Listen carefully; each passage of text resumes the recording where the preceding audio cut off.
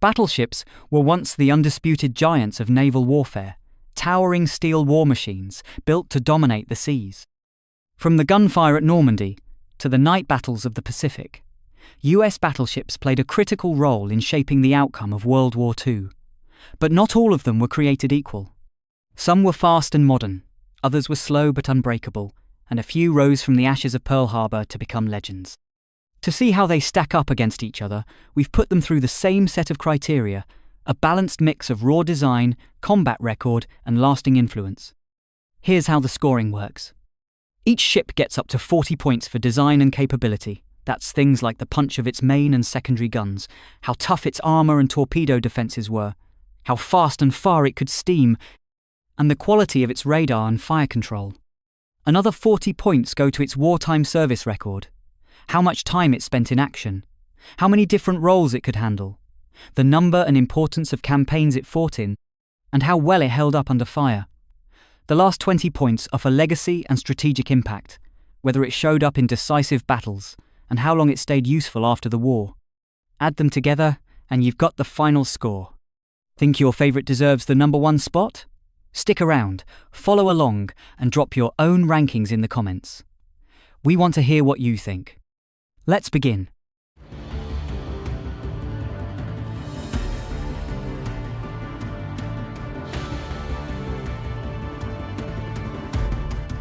Wyoming Class. When the US Navy authorized the Wyoming Class in 1909, it was stepping fully into the global dreadnought race. The two ships, USS Wyoming, BB-32, and USS Arkansas, BB-33, were designed in direct response to Britain's HMS Dreadnought, and for a brief moment, they were among the most powerful warships afloat. At just over 26,000 tons full load and 562 feet long, they carried 12 12-inch 50 caliber rifles in 6 twin turrets. In 1912, no American battleship could match that weight of broadside. An 11-inch armored belt and multiple armored decks offered solid protection against contemporary shells, though they were quickly outclassed by the heavier guns appearing on foreign designs. Top speed was about 20.5 knots, adequate for the battle lines of the early 1910s, but slow by the standards of World War II. Both ships entered service with the Atlantic Fleet, Wyoming in 1912, Arkansas in 1913, and spent their early careers on training cruises, diplomatic visits, and readiness exercises. When the United States joined World War I in 1917, they sailed to Britain as part of Battleship Division 9, integrating into the Grand Fleet. Their wartime duties were mostly patrol and convoy escort in the North Sea. Neither ever traded broadsides with German capital ships, but their presence strengthened the Allied battle line. In the 1920s, both underwent major refits. Modernized fire control systems, improved secondary batteries, and conversion from coal to oil firing, dramatically extending range and reducing the size of the engineering crew. Even so, by the late 1920s, they were well behind the latest standard-type battleships in firepower and protection. The London Naval Treaty of 1930 sealed Wyoming's fate as a frontline unit. Rather than scrapping her, the Navy converted her into a dedicated training ship. In 1931, she had 3 of her 6 main turrets removed, cutting her battery from 12 to 6 12-inch guns, had armor reduced, and was redesignated AG-17. For the next decade, she trained thousands of sailors in gunnery, seamanship, and ship handling, quiet but vital work that prepared crews for the war to come. Arkansas remained in the battle fleet, though by 1941 she was far from modern. Too slow for fast carrier operations, she found a niche as an escort and bombardment ship. After the US entered World War II, she spent the first years in the Atlantic, guarding troop convoys from U-boats. She spent the early war years in the Atlantic on convoy escort duty, guarding troopships from U-boats. Her most famous day came on June 6, 1944, D-Day, when she took a station off Omaha Beach. For hours, her 12-inch guns shattered German strongpoints, helping US troops break through the deadly defenses. Later that summer, she bombarded southern France in Operation Dragoon. By late 1944, Arkansas had shifted to the Pacific, where she shelled Iwo Jima in February 1945 and Okinawa that spring. Kamikaze-laden skies and shore gunfire could not stop her. She fired until the fighting was over. In 1946, she was selected for Operation Crossroads, the first post-war atomic bomb tests at Bikini Atoll.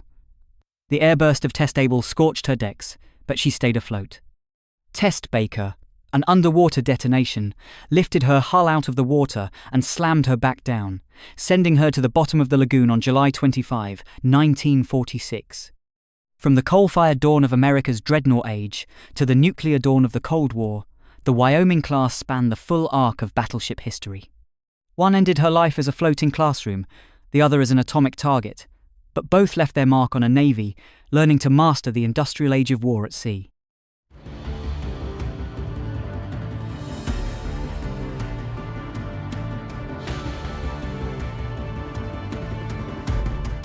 New York-class battleships. USS Texas, BB-35, entered service on 12 March 1914, followed a month later by her sister, USS New York, BB-34, on 15 April. They were the first American battleships to mount 14-inch guns, among the most powerful naval rifles in the world at the time. The design was a direct development of the Wyoming Class, with a heavier main battery, stronger armour, and the same balanced approach to firepower, protection, and endurance that had guided US dreadnought construction since the design of the South Carolina class in 1908. The class carried 10 14-inch 45 caliber guns in 5 twin turrets, giving them a broadside greater than any earlier American battleship. At full load, they displaced about 27,000 tons, measured 573 feet overall, and had a beam of 95 feet. An 11-inch belt protected their sides, with thicker deck armour than previous classes. Their 21-knot top speed matched the fleets of their era, though it would later limit their usefulness in high-speed operations. In World War I, both ships served with the British Grand Fleet as part of the 6th Battle Squadron, operating from Scapa Flow. They patrolled the North Sea, escorted convoys, and deterred the German High Seas Fleet. They never engaged in a line of battle action, but their presence reinforced Allied strength in northern waters. The interwar years brought major modernizations. Their coal-fired boilers were replaced with oil-burning plants, reducing crew needs and extending range. Fire control was updated for greater accuracy. Deck armour was thickened to resist plunging shellfire and aerial bombs, and anti-aircraft batteries steadily expanded. By mid-war, both ships carried dual-purpose 5-inch guns along with 40mm Bofors and 20mm Oerlikons, serious defences against air attack, even if their speed kept them from operating with carriers. When Japan attacked Pearl Harbor on 7 December 1941, Texas was at Casco Bay, Maine, and New York was at Norfolk, Virginia. Unscathed, they were assigned to missions suited to their capabilities: convoy escort, training, and shore bombardment. Texas began the war guarding Atlantic convoys. Then, in November 1942, bombarded Vichy French positions in Morocco during Operation Torch. On 6 June 1944, D-Day, she opened fire at 5:50 from her position off Omaha Beach, silencing strongpoints and artillery. Later that summer, she supported Operation Dragoon in southern France, before shifting to the Pacific for the invasions of Iwo Jima in February 1945 and Okinawa in April. New York escorted convoys and trained thousands of gunners before deploying to the Pacific in 1945. She provided heavy gunfire support during the Okinawa campaign, her last major combat operation. After the war, New York was used in Operation Crossroads, the atomic bomb tests at Bikini Atoll in 1946. She survived both the Able airburst and Baker underwater detonation, but was left too radioactive for further use, and was sunk as a target off Hawaii on 8 July 1948. Texas, decommissioned the same year, became a museum ship at the San Jacinto State Historic Site near Houston. She is the last surviving dreadnought-type battleship in the world, and the only capital ship still afloat to have served in both world wars. Introduced on the eve of the First World War and serving into the atomic age, the New York-class battleships remained in service for over 30 years. They were never the fastest ships in the fleet, but whenever powerful naval gunfire was required, whether to guard vital shipping routes or bombard enemy shore positions, they proved dependable.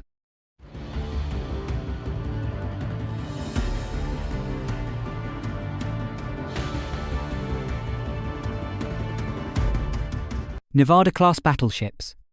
For decades, battleships carried armor evenly across their length, thinly spread from bow to stern. USS Nevada, commissioned in 1916, broke from this tradition with the all-or-nothing armor scheme, a design that concentrated protection over vital areas such as her magazines and engines. This approach proved effective and influenced future battleship construction. The Nevada class consisted of two ships, USS Nevada, BB-36, and USS Oklahoma, BB-37. Each displaced approximately 27,500 tons at full load and measured 583 feet in length. Their main armament comprised 10 14-inch guns, mounted in 2 triple turrets forward and 2 twin turrets aft, providing a strong forward arc of fire. The secondary battery consisted of 5-inch guns for defense against destroyers and torpedo craft.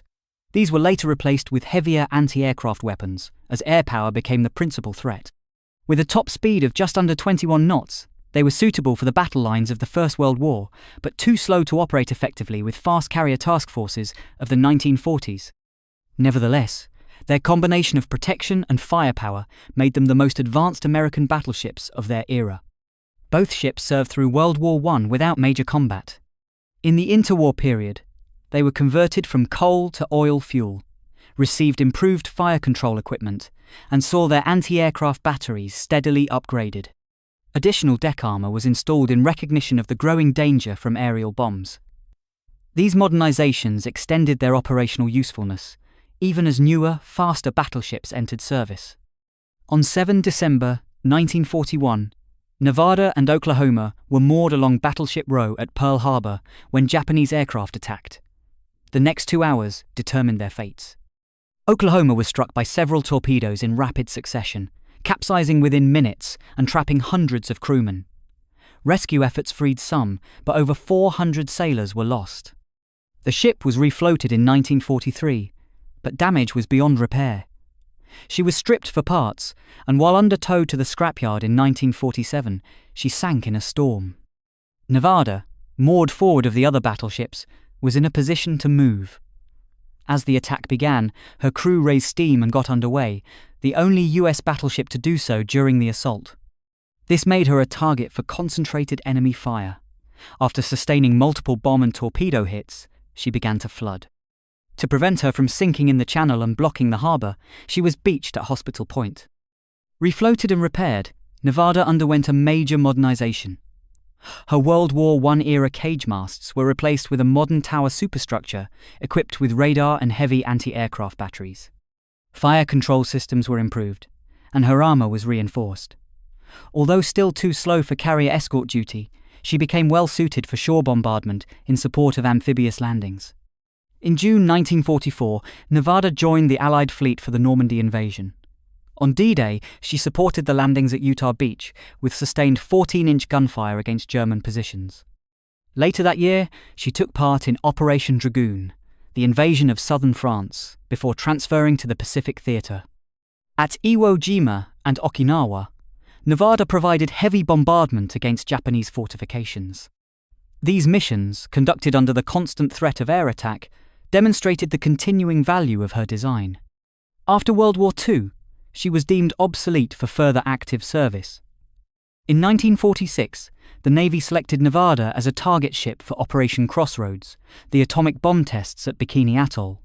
Painted bright orange for visibility, she survived both the aerial detonation and the underwater explosion, though heavily damaged and contaminated with radiation.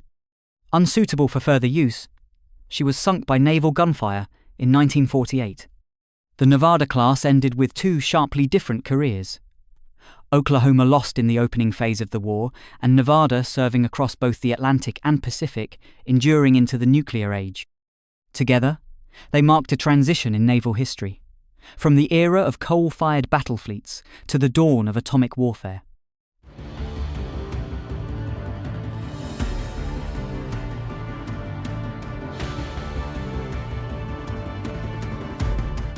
Pennsylvania-class battleships. Few names in US naval history evoke such different images as Arizona and Pennsylvania. One lies beneath the waters of Pearl Harbor, a memorial to sacrifice. The other fought across 2 oceans, only to meet her end in the atomic age. Together, They began as America's most powerful battleships, symbols of a navy preparing for a war it could not yet imagine. Authorized in 1913, the Pennsylvania class built on the all-or-nothing armor concept of the Nevada class, concentrating protection over vital areas while adding heavier armament, 12 14-inch 45 caliber guns in 4 triple turrets, the most powerful broadside, yet mounted on a US battleship. At full load, they displaced about 31,400 tons and measured 608 feet in length. Armor protection included a belt up to 13.5 inches thick, heavily armored turret faces, and improved deck armor to resist plunging fire. They were powered by steam turbines driving oil-fired boilers, a forward-looking feature that set them apart from older coal-fired ships. With a top speed of roughly 21 knots, they fit the standard type battle line concept, but this would later limit them in the era of fast carrier groups. Both ships saw little action in the First World War. In the interwar years, they underwent major upgrades, modernized fire control systems, reinforced deck armor, and greatly expanded anti-aircraft batteries. Their appearance changed as tripod masts replaced the original lattice masts, rangefinders were added to their turrets, and decks bristled with light AA guns. By 1941, newer battleships had surpassed them in speed and firepower. But Arizona and Pennsylvania remained capable units, and were present when the world changed on a Sunday morning in Hawaii. On 7 December 1941, both were at Pearl Harbor when Japanese aircraft attacked. Moored on Battleship Row, Arizona was struck early in the assault. A bomb penetrated her forward magazines, setting off a massive explosion that destroyed the ship and killed more than 1,100 of her crew. She sank within minutes, becoming a lasting symbol of the attack. Today, her wreck rests in the shallow harbor beneath the white span of the USS Arizona Memorial. Pennsylvania was in dry dock number 1, protected by destroyers Cassin and Downs ahead of her. When the attack began, torpedoes struck the destroyers rather than the battleship. Pennsylvania was hit by 1 bomb on her starboard deck, killing 15 and wounding 38, but she escaped serious damage. Repairs were completed quickly, and she returned to service within days. Too slow for carrier escort work, she took on roles where her heavy guns were most valuable: convoy protection and shore bombardment. In 1943, she joined the Aleutian Islands campaign, bombarding Japanese positions on Attu and Kiska. She then moved into the Central Pacific, supporting the island-hopping advance. At Tarawa in November 1943, her 14-inch guns pounded enemy defenses before the Marines went ashore. She repeated this role at Kwajalein and Saipan in 1944, helping clear the way for US forces. At Leyte Gulf, she supported the liberation of the Philippines.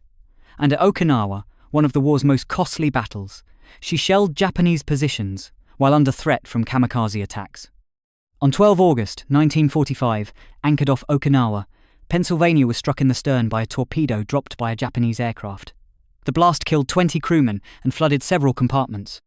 Damage control teams kept her afloat, and she made the long voyage back to the United States for repairs. With the war over, her days as a frontline warship were done. Selected for Operation Crossroads in 1946, she was painted a bright colour for visibility and anchored among the target fleet at Bikini Atoll. She survived both the Able airburst on 1 July and the Baker underwater detonation on 25 July, but was heavily damaged and contaminated with radiation. Declared unfit for further use, she was towed to Kwajalein for study. On 10 February 1948, Pennsylvania was towed out to sea and sunk by gunfire, ending a career that spanned 2 world wars and the dawn of the nuclear age. The Pennsylvania class was conceived for decisive battleship engagements that never occurred. Instead, its ships fought in an era of rapid change, when aircraft carriers eclipsed battleships, and speed became as critical as armor. One ship was lost in an instant, her name forever tied to the day America entered the Second World War. The other endured years of hard service, only to meet her end in the shadow of the atomic bomb. Together, Arizona and Pennsylvania tell a story of innovation, loss, endurance, and the relentless evolution of naval warfare.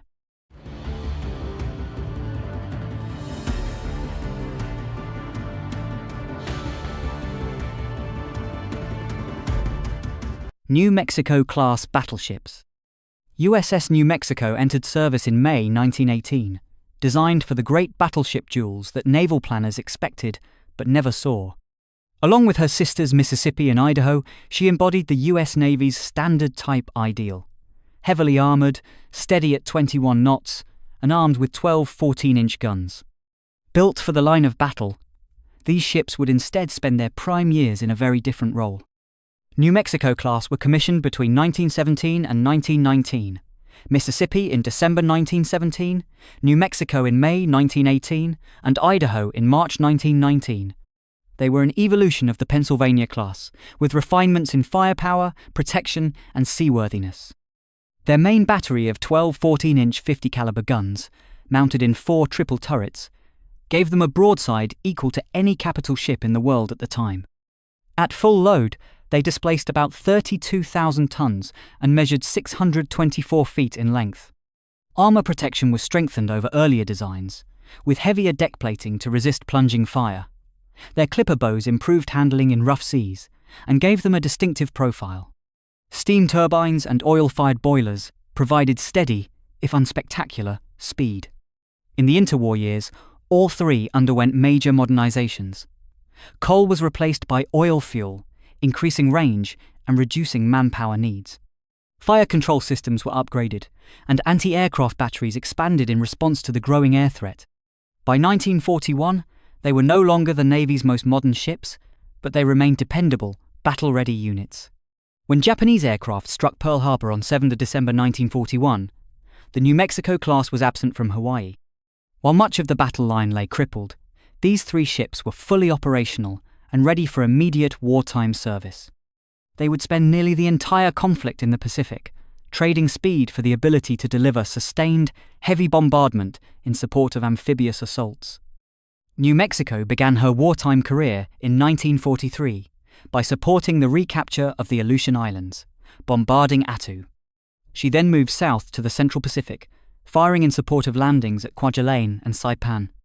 In January 1945, during the invasion of Luzon at Lingayen Gulf, a kamikaze struck her bridge, killing 30 crew members, including her captain, and wounding 87.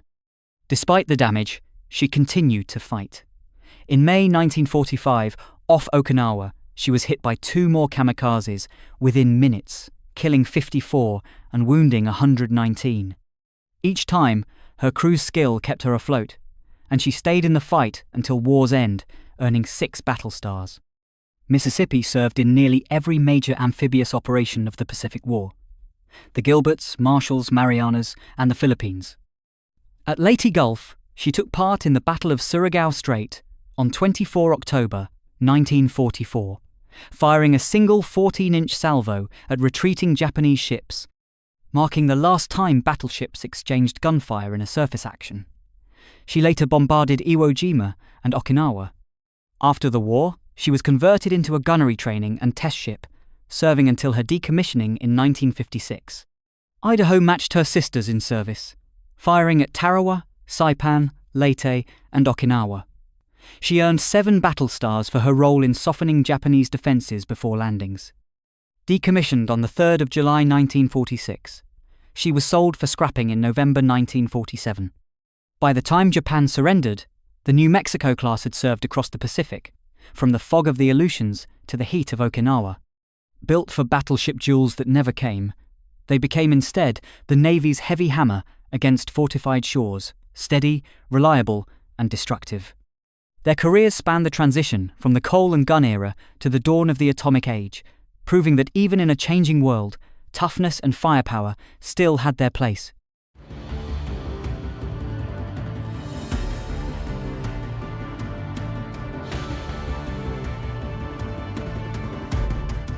Tennessee-class battleships. When the bombs fell on Pearl Harbor, USS Tennessee and USS California seemed destined to join the graveyard of shattered battleships. Yet 2 decades earlier, they had entered service as the most advanced vessels in the fleet, thickly armored, heavily armed, and designed with torpedo protection in mind. Their wartime story would become one of survival, transformation, and hard fighting, from the mud of Hawaii to the shores of Iwo Jima and Okinawa. At full load, the Tennessee class displaced about 33,000 tons and measured 624 feet in length. Their protection included a belt up to 14 inches thick, reinforced deck armor against plunging fire, and an improved torpedo defense system based on lessons from World War I. Like other standard-type battleships, they could make about 21 knots, adequate for the battle line of the 1920s, but too slow for fast carrier task forces 2 decades later. During the 1930s, both ships were modernized. Oil-fired boilers replaced coal, fire control systems were improved, and anti-aircraft batteries steadily expanded. By 1941, they were no longer cutting edge, but they remained capable, well-armed units, unaware that fate was about to thrust them into history's spotlight. On 7 December 1941, both lay moored along Battleship Row at Pearl Harbor. California, anchored outboard, absorbed 2 torpedo hits and a bomb, killing 165 crew members. Loss of power left her unable to pump out flooding, and she settled into the mud with decks awash. Tennessee, moored inboard of West Virginia, avoided torpedoes but was struck by 2 armor-piercing bombs that set fires across her upper works. By day's end, both ships were burned and battered, but still salvageable. Raised and sent to West Coast shipyards, they underwent some of the most extensive reconstructions ever given to American battleships. By 1943, they emerged virtually new. Lattice cage masts gave way to modern tower superstructures. 5-inch dual-purpose mounts, dozens of 40mm Bofors, and 20mm Oerlikons bristled from their decks. Radar and advanced fire control allowed them to engage targets with deadly precision. Torpedo defenses were strengthened and internal systems overhauled. California's beam had been widened so much she could no longer transit the Panama Canal. In their renewed form, they joined the Pacific Offensive. At Tarawa in November 1943, their guns smashed Japanese fortifications. They repeated the role at Kwajalein from January to February 1944 and Saipan June 1944. In July, they supported the assault on Guam, enduring counterfire from shore batteries and air raids. Their biggest test came in October 1944 at the Battle of Leyte Gulf. In the early hours of 25 October, at Surigao Strait, the last battleship versus battleship action in history, Tennessee and California joined the US battle line in crossing the Japanese T under radar control. Their gunfire helped annihilate the enemy's southern force. The war's final year brought even harsher trials.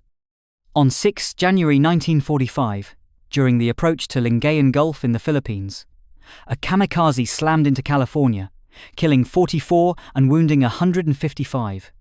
She was badly damaged but remained afloat. Tennessee was hit by a kamikaze off Okinawa on 12 April 1945, suffering 22 dead and 107 wounded. Both ships kept fighting, bombarding Iwo Jima from February to March 1945, and Okinawa from April to June 1945 for days on end, despite the constant threat from the air. By Japan's surrender, the Tennessee class had steamed thousands of miles and fired tens of thousands of shells in support of US forces. From the wreckage of Pearl Harbor, they had been reborn into some of the most capable shore bombardment ships in the fleet. With the war over and the atomic age dawning, their usefulness ended. Both were decommissioned on 14 February 1947. California was sold for scrap on 18 October 1959. Tennessee followed on 10 July 1959. From near destruction in 1941 to the beaches of Iwo Jima and Okinawa, the Tennessee class proved that even older battleships, given the right upgrades, could adapt to a battlefield increasingly ruled by aircraft and carriers. They were steel giants that rose from disaster to fight to the very end of the big gun era.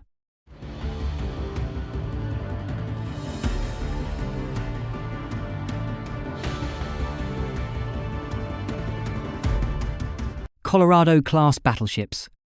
They were the last American battleships built before the Washington Naval Treaty, and the first to carry the Navy's most powerful guns. The Colorado class, Colorado, BB-45, Maryland, BB-46, and West Virginia, BB-48, combined heavy firepower with the rugged, standard-type design that had defined US battleships for a decade. In the Second World War, they would endure torpedoes, bombs, kamikazes, and even atomic blasts, and still return to fight. Commissioned between 1921 and 1923, The class represented the ultimate refinement of the standard battleship concept. Ships with similar speed, range, and tactical handling, so they could operate as a unified battle line. At full load, they displaced about 32,600 long tons, measured 624 feet in length, and carried a main armor belt up to 13.5 inches thick. Deck armor was reinforced to resist plunging fire, and their torpedo defense systems reflected hard lessons from World War I. What set them apart was their main battery. 8 16-inch 45 caliber guns in 4 twin turrets, the largest rifles yet mounted on a US battleship. Each could fire a 2,100-pound armor-piercing shell over 20 miles. Their original secondary armament of 5-inch guns for defense against smaller ships was gradually supplemented, and later largely replaced by an array of anti-aircraft weapons. Like earlier standard designs, they could make about 21 knots, sufficient for the battle line, but too slow to keep pace with the carrier task forces that would dominate later naval warfare. On 7th of December 1941, 2 of the 3 Colorado-class ships were moored along Battleship Row at Pearl Harbor. That morning would shape their wartime service. Maryland, moored inboard of Oklahoma, was shielded from torpedoes but struck by 2 armor-piercing bombs, killing 4 and wounding 20. She remained upright and afloat, and after repairs at Pearl Harbor was the first of her class to return to service. West Virginia, moored outboard, was less fortunate. She took 7 torpedo hits and at least 2 bomb hits, sinking to the harbor bottom with her superstructure still above water. Fires raged and flooding trapped crewmen below decks. In the chaos, Mess Attendant Doris Dory Miller manned an anti-aircraft gun and carried wounded shipmates to safety, earning the Navy Cross. Salvage crews later refloated her in May 1942, and she underwent a complete reconstruction at Puget Sound that transformed her into one of the most modern battleships afloat. Colorado escaped the attack entirely. She was undergoing overhaul at Bremerton, Washington, leaving her undamaged and available for early wartime duty. By late 1944, West Virginia emerged from her rebuild with a new tower superstructure, modern radar and fire control systems, strengthened torpedo protection, and a powerful anti-aircraft battery of 5-inch dual-purpose mounts, 40mm Bofors and 20mm Oerlikons. Maryland and Colorado also received substantial upgrades, though not to the same extent. All 3 went on to serve as heavy bombardment ships in the Pacific. At Tarawa, November 1943, Kwajalein from January to February 1944, and Saipan June to July 1944, they pounded Japanese defenses ahead of US landings. At Leyte Gulf, in October 1944, Maryland and West Virginia fought in the Battle of Surigao Strait on the 25th, the last battleship versus battleship action in history. In the pre-dawn darkness, West Virginia's radar detected the Japanese southern force at 3:53, and she opened fire, scoring hits at ranges over 20,000 yards. The first time an American battleship used radar-controlled gunfire in combat. The Japanese force was annihilated. Maryland also fired in the action, though her view was partially blocked by other US ships. Colorado saw heavy service as well, including at Leyte, where she was hit by kamikazes on 27 November 1944, killing 19 and wounding 72. She was struck again by shore batteries at Mindoro in December, yet continued to operate. In 1945, the Colorado class supported the invasions of Iwo Jima February to March and Okinawa April to June. Maryland was hit by a kamikaze off Okinawa on 7 April 1945, killing 31 and wounding 30. West Virginia also came under repeated attack but avoided major damage. All 3 survived the war. After Japan's surrender, the age of the battleship was over. Maryland was decommissioned on 3 April 1947, West Virginia on 9 January 1947, and Colorado on 7 January 1947. None were preserved by the late 1950s, all had been scrapped. The Colorado class began life as the pinnacle of American battleship design, the first to mount 16-inch guns and the last of the standard line. Built for set-piece gunnery duels, they instead fought in shore bombardment campaigns, survived Pearl Harbor, and took part in the last battleship action in history. They endured the full arc of the Pacific War, from disaster to decisive victory, and earned their place among the most resilient ships to serve under the Stars and Stripes.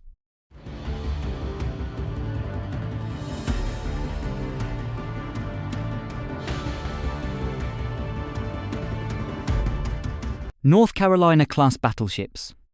By 1941, the era of the slow, methodical battle line was fading. Aircraft carriers were becoming the centerpiece of naval strategy, and the US Navy needed battleships that could keep pace.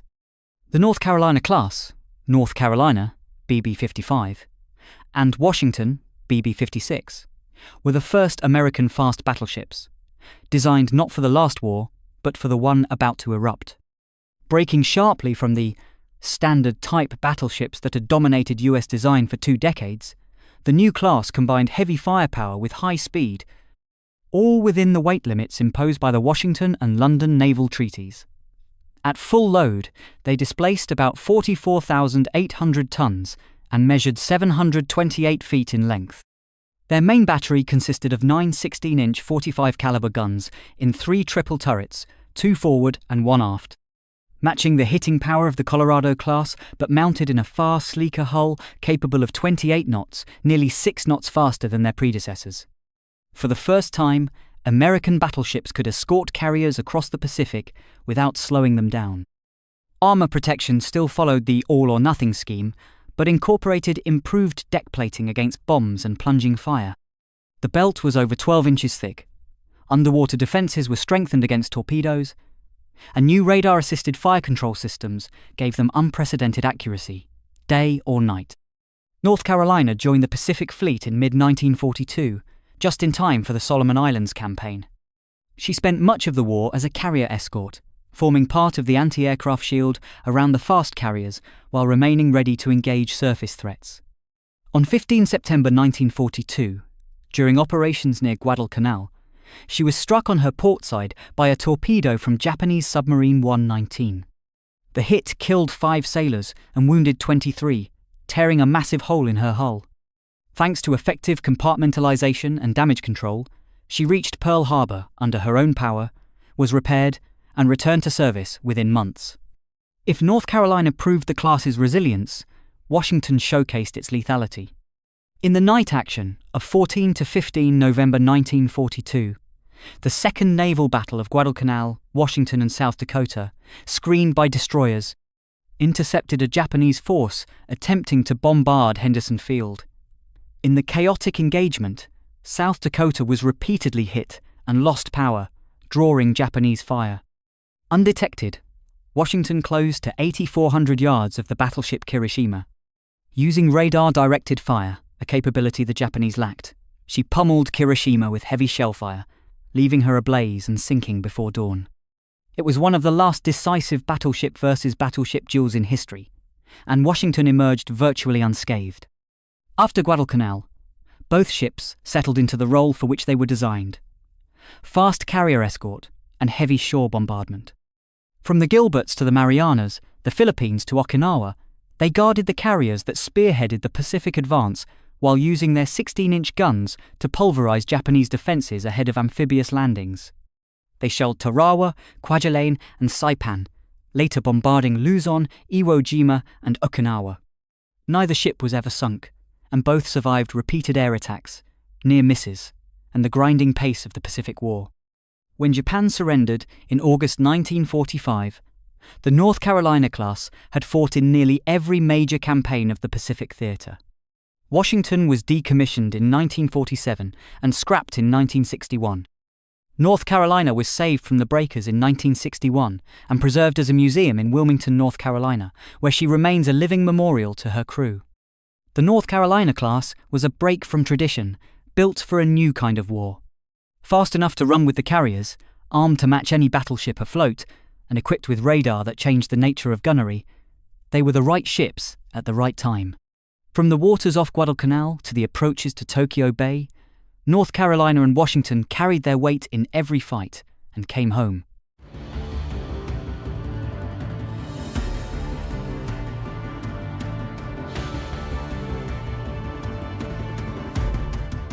South Dakota class battleships. The South Dakota class was born from a design challenge. Build a battleship as heavily armed as the North Carolina class, just as fast, but still meet the 35,000-ton treaty limit. The result was a more compact hull, packed with firepower and protection. 4 ships that became some of the most capable U.S. battleships of the Second World War. USS South Dakota, BB-57, USS Indiana, BB-58, USS Massachusetts, BB-59, and USS Alabama, BB-60. Each carried 9 16-inch 45 caliber guns in 3 triple turrets, 2 forward and 1 aft. These rifles could throw a 2,100-pound armor-piercing shell more than 20 miles. 10 twin 5-inch 38 caliber dual-purpose mounts formed the secondary battery, able to hit both surface and air targets. Around these grew a forest of 40mm Bofors and 20mm Oerlikons, replacing the earlier and less effective 1.1-inch mounts by 1943. At full load, the class displaced about 44,500 tons, measured 680 feet in length, and retained the 108-foot beam needed for Panama Canal passage. Powered by 4 steam turbines and 8 boilers, they could make 27.5 knots, fast enough to operate with the carrier task forces. Protection was formidable: a 12.2-inch belt, thick deck armor against plunging fire and bombs, and one of the most advanced torpedo defense systems yet fitted to an American battleship.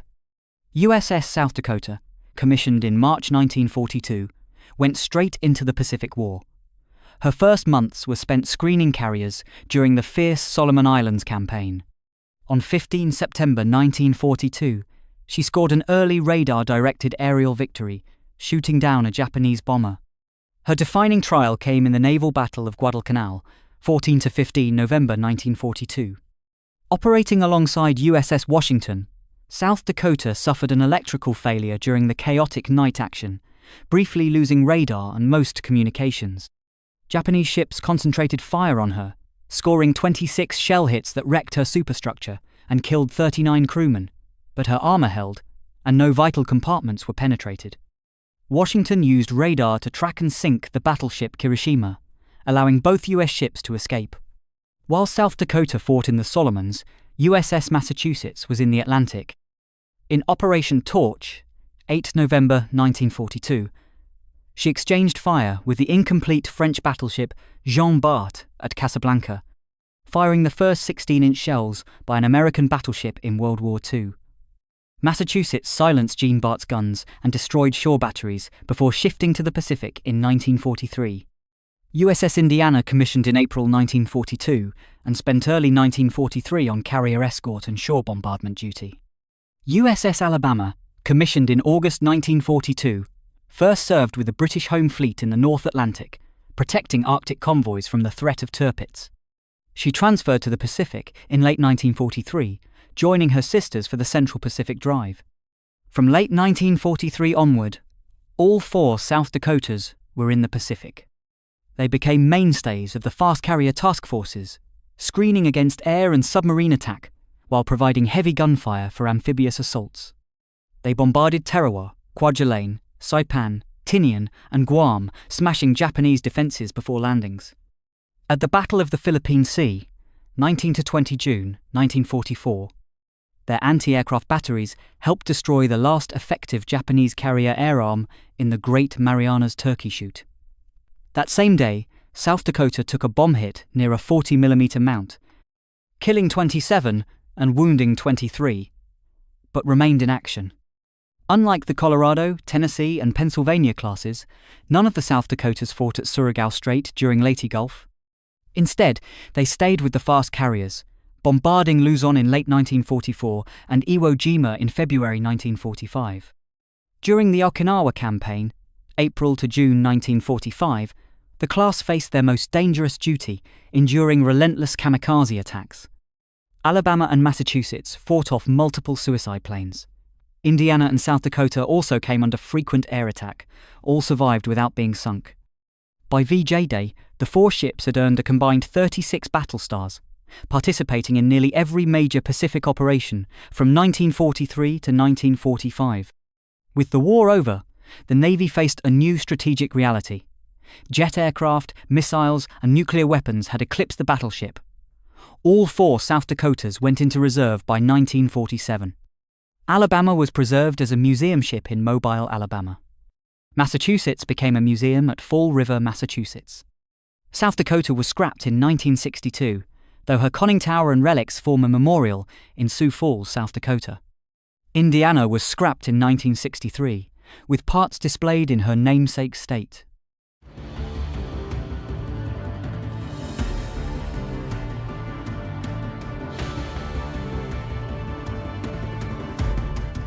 Iowa Class battleships. The Iowa Class was the final generation of American battleships, designed in the late 1930s to combine high speed with heavy armament. Intended to operate alongside fast carrier task forces, they were longer and more streamlined than any earlier US battleship, capable of more than 33 knots while carrying 9 16-inch 50 caliber guns. 4 ships entered service during the Second World War: Iowa BB-61, New Jersey BB-62, Missouri BB-63, and Wisconsin BB-64, each incorporating improved armor protection, advanced fire control systems, and a main battery unmatched in any previous US design.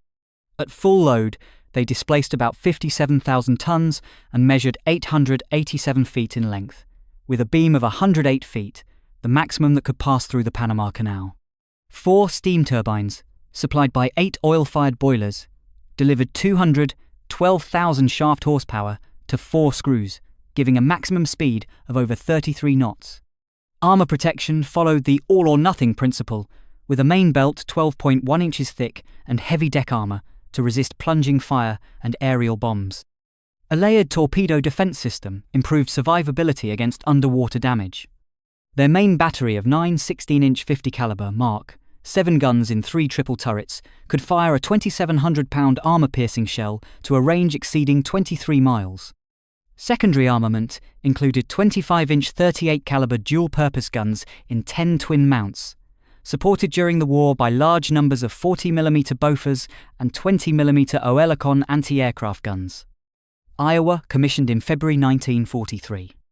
After working up in the Atlantic, she carried President Roosevelt to the Tehran Conference in November, a mission that required special accommodations, including a bathtub for the president.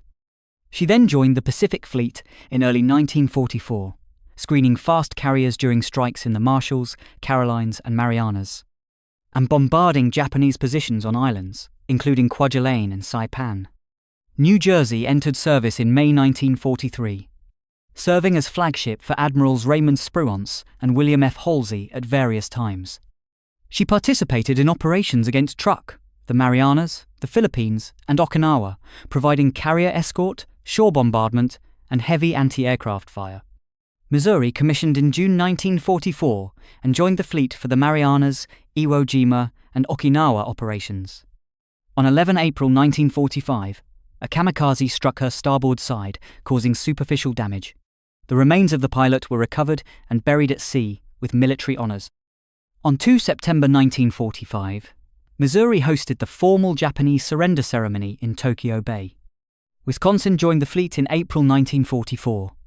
She screened carrier task forces during strikes against Japan in 1945 and conducted bombardments of industrial and coastal targets in the home islands. After 1945, all 4 ships were retained in service or reserve due to their modern design and high speed. Missouri provided naval gunfire support during the Korean War, as did New Jersey, which later also served off Vietnam in 1968-69. In the 1980s, all 4 were reactivated and modernized under the 600-ship Navy program, receiving Tomahawk cruise missiles, Harpoon anti-ship missiles, and Phalanx CIWS for close-in defense. Their final combat service came during the 1991 Gulf War, when Missouri and Wisconsin launched Tomahawk missiles against targets in Iraq and Kuwait, and conducted naval gunfire missions in support of coalition forces. By the early 1990s, the Iowa class was again retired from service.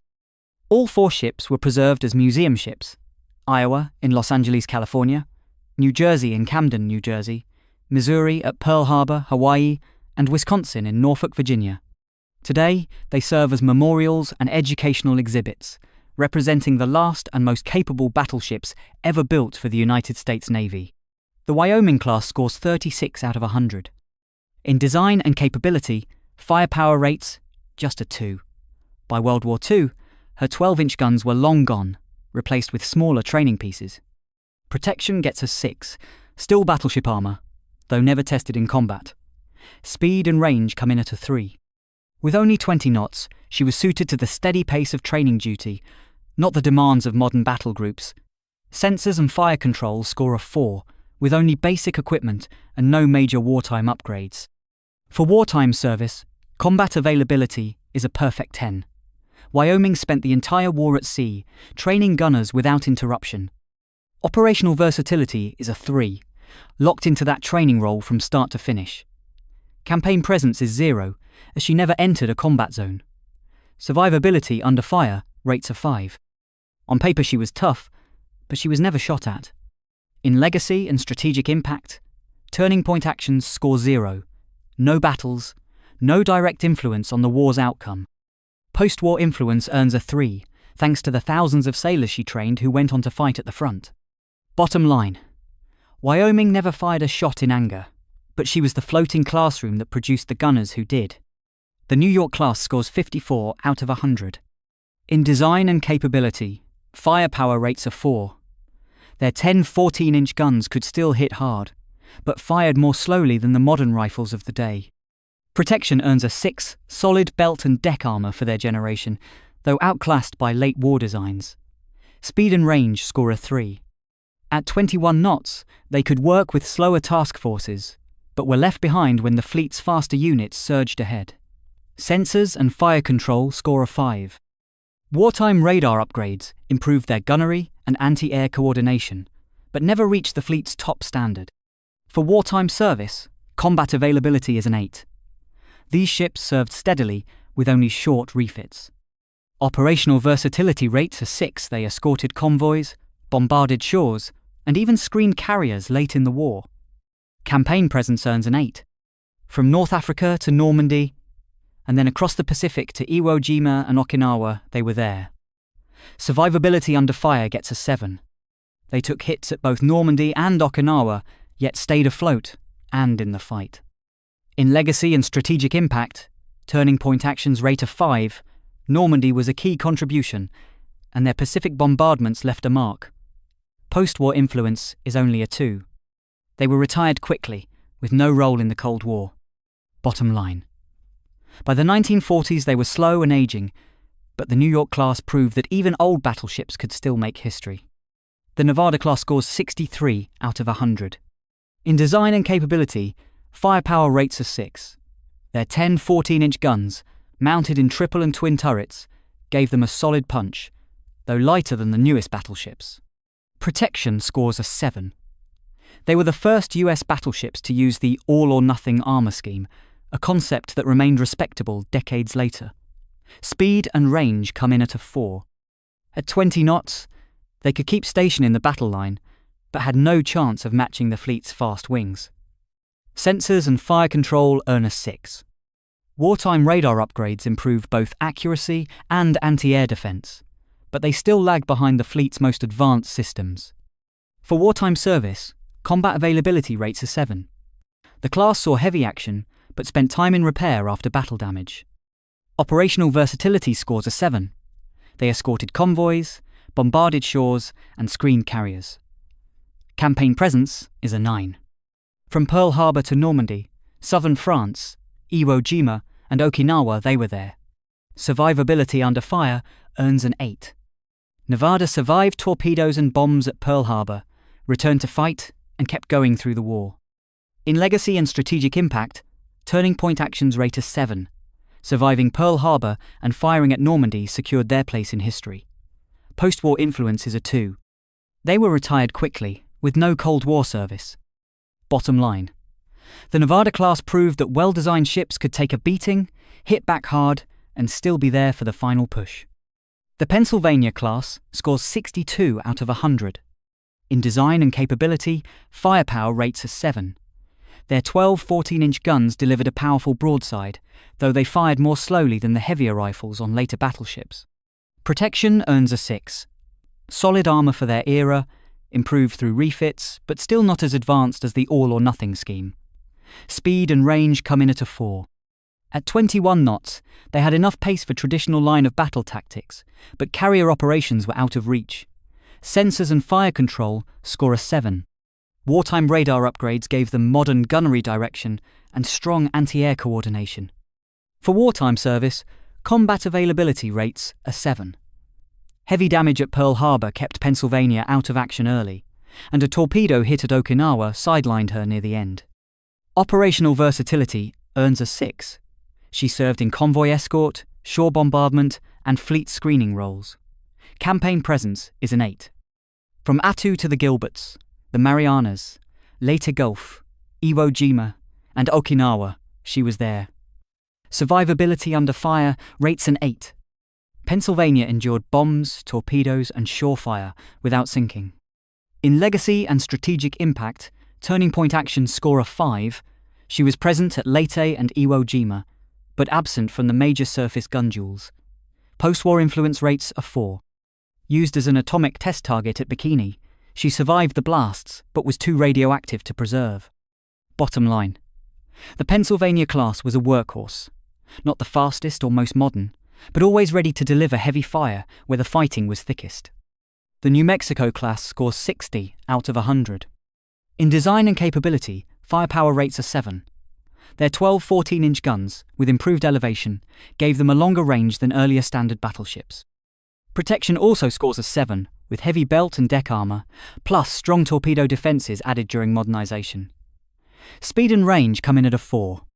Their 21-knot limit confined them to deliberate, sustained operations rather than rapid strike maneuvers. Sensors and fire control earn an 8. The 1943 and 1944 upgrades gave them top-tier radar and excellent anti-aircraft coordination. For wartime service, combat availability rates an 8. The class fought with minimal downtime, though New Mexico missed some early Pacific battles. Operational versatility earns a 7. They served in convoy escort, shore bombardment, carrier screening, and surface support roles. Campaign presence is a 9.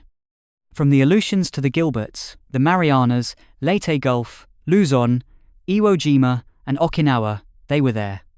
In legacy and strategic impact, turning point actions score a 6. Present at Leyte and Okinawa, though not involved in the major surface gun duels.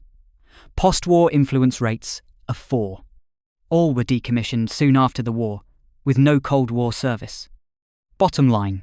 The New Mexico class was steady, accurate, and dependable, not flashy, but a constant and punishing presence throughout the Pacific War. The Tennessee class scores 71 out of 100. In design and capability, firepower rates an 8. Their 12 14-inch guns, with high elevation and excellent fire control, could reach far and hit hard. Protection earns an 8. The class was heavily armoured, and after modernization had strong torpedo defenses and improved deck protection. Speed and range come in at a 5. At just over 21 knots, they could keep pace with older battleships, but were outclassed by the speed of new fast battleships. Sensors and fire control rate an 8. Post-Pearl Harbor upgrades gave them advanced radar and powerful anti-aircraft coordination. For wartime service, combat availability is a 7. Damage at Pearl Harbor took them out of action early, but once rebuilt, they fought continuously. Operational versatility scores a 7. They performed shore bombardment, carrier escort, and surface support. Campaign presence is a 9. From the Aleutians to the Marshalls, the Marianas, Leyte Gulf, Iwo Jima, and Okinawa, they were there. Survivability under fire rates are 9. Tennessee and California both endured severe damage yet returned to the fight. In legacy and strategic impact, turning point actions earn a 7. Rebuilt and back in action after Pearl Harbor, their sustained Pacific campaign work cemented their value. Post-war influence scores a 3. They served briefly after the war, but were soon retired. Bottom line. The Tennessee class proved that modernized standards could survive disaster, return stronger, and keep delivering fire until the war's end. The Colorado class scores 74 out of 100. In design and capability, firepower rates a 9. Their 8 16-inch guns gave them the heaviest punch of the pre-fast battleships. Protection rates an 8. Strong belt and deck armor, improved in modernization, and good torpedo defense. Speed and range come in at a 5. With 21 knots, they could operate effectively in the battle line, but were too slow to join the fast carrier task forces. Sensors and fire control score an 8. Wartime radar upgrades made them accurate at long range and formidable in anti-air defense. For wartime service, combat availability is an 8. Colorado missed some action due to repairs, but Maryland and West Virginia fought almost continuously after returning from Pearl Harbor damage. Operational versatility rates a 7. Shore bombardment, carrier escort, and surface support. Campaign presence is a 9. From the Gilberts and Marshalls to Leyte, Iwo Jima, and Okinawa, they were there. Survivability under fire rates a 9. West Virginia returned from near total loss at Pearl Harbor, and the class withstood bombs, torpedoes, and shore fire. In legacy and strategic impact, turning point actions earn an 8. West Virginia's return at Leyte and accurate fire at Surigao Strait remain legendary. Post-war influence scores a 3. Retired soon after the war. Bottom line. The Colorado class combined heavy guns, solid armor, and post-rebuild resilience, proving their worth from the first shots of the war to the last. The North Carolina class scores 81 out of 100. In design and capability, firepower rates a 9. Their 9 16-inch guns in triple turrets delivered a heavy broadside with modern fire control. Protection earns an 8. Designed under treaty limits, they balanced armor with weight, giving good defense against contemporary shells and torpedoes. Speed and range score a 7. With a top speed of 28 knots, they could keep up with the fast carriers, giving them far more operational flexibility than older ships. Sensors and fire control rate a 9. Wartime radar and advanced directors made them deadly in surface and anti-air roles. For wartime service, combat availability is a 9. Both ships served nearly continuously with minimal downtime. Operational versatility scores an 8, carrier escort, shore bombardment, and surface action. Campaign presence is a 9. From Guadalcanal and the Solomons to the Philippines, Iwo Jima and Okinawa, they were there. Survivability under fire rates an 8. North Carolina survived a torpedo hit early in the war and returned to action quickly. In legacy and strategic impact, turning point actions score an 8. They were critical in early carrier operations and later bombardments. Post-war influence rates a 6. North Carolina became a museum ship, preserving the fast battleship legacy. Bottom line, the North Carolina class brought speed, firepower, and flexibility, setting the standard for the modern U.S. fast battleship. The South Dakota class scores 83 out of 100. In design and capability, firepower rates a 9. Their 9 16-inch guns matched the North Carolinas in power, while their secondary battery and AA suite were formidable. Protection rates a 9. Compact design with heavy armor gave them exceptional survivability within treaty limits. Speed and range earn a 7. At 27 knots, they could operate seamlessly with carrier groups and respond quickly across wide areas. Sensors and fire control score a 9. Cutting-edge radar and directors made them highly accurate in all conditions. For wartime service, combat availability is an 8. They saw intense action, though some time was lost to repairs after battle damage. Operational versatility rates an 8, carrier escort, surface combat, and bombardment. Campaign presence scores a 9. From the Solomons to the Marianas, Leyte Gulf, and Okinawa, they were in the thick of it. Survivability under fire rates a 9. South Dakota and Washington both took severe hits in combat yet stayed afloat and fighting. In legacy and strategic impact, turning point actions score a 9. Washington's night victory over Hiroshima and the class's role at the Philippine Sea and Leyte cemented their reputation. Post-war influence scores a 6. Short post-war service before decommissioning, but their design lessons carried forward. Bottom line, the South Dakota class combined heavy guns, strong armor, and high speed into one of the most battle-proven designs of the war. The Iowa class scores 92 out of 100. In design and capability, firepower rates a perfect 10. 9 16-inch guns in triple turrets could hurl massive shells with precision at extreme range, supported by one of the most powerful secondary and anti-air batteries ever fitted to a battleship. Protection scores a 9. Their armor was designed to stop 16-inch fire while keeping weight low enough for speed, though some belt coverage was sacrificed for velocity. Speed and range earn a 10. At more than 33 knots, they were the fastest battleships ever built by the United States, able to match carrier task forces and redeploy across oceans with ease. Sensors and fire control rate, a 10, advanced radar, directors, and computers gave them unmatched gunnery accuracy day or night, in any weather. For wartime service, combat availability is a 9. Once commissioned, they saw nearly continuous action with minimal downtime. Operational versatility scores a 9. They screened carriers, bombarded shores, engaged in surface actions, and served as flagships. Campaign presence earns a 9. From the Marshalls and the Marianas to Leyte Gulf, Iwo Jima, and Okinawa. They were always at the center of the fleet. Survivability under fire rates an 8. Although rarely hit in World War II, their armor and compartmentalization promised excellent battle endurance. In legacy and strategic impact, turning point actions score an 8. They played key roles in fast carrier operations and final bombardments of Japan. Post-war influence rates a perfect 10. Reactivated for Korea, Vietnam, Lebanon, and the Gulf War, the Iowa class became icons of American naval power for half a century. Bottom line: the Iowa class was the ultimate blend of speed, firepower, and endurance. A design so capable it served for decades beyond its peers, and one that closed the era of the battleship on its own terms.